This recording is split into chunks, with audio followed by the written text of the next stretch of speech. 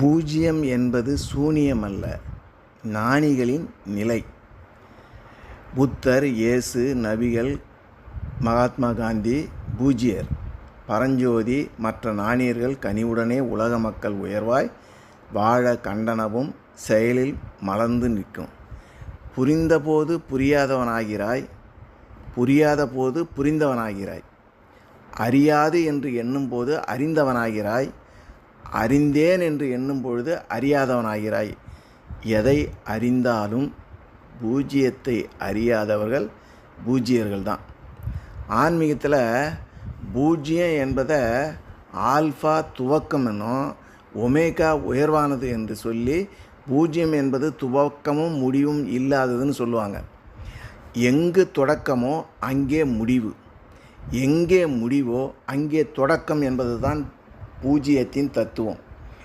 வாழ்வின் மொத்த பொருளையும் சாரமான சங்கதியும் சட்டென புரிய வைப்பது பூஜ்யம்தான்.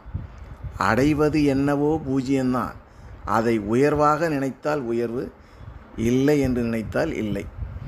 பூஜ்யம் மதிப்பு வாய்ந்தது.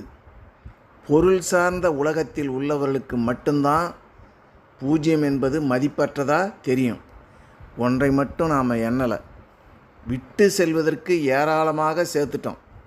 வீடு, மக்கள், காரு, பணம் கொண்டு செல்வதற்கு மலைப்பு வருது.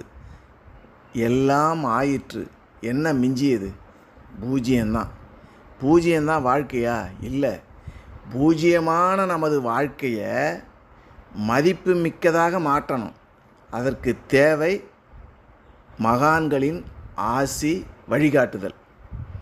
அவர்கள் திரு உடையவர்கள், அருளுடையவர்கள்.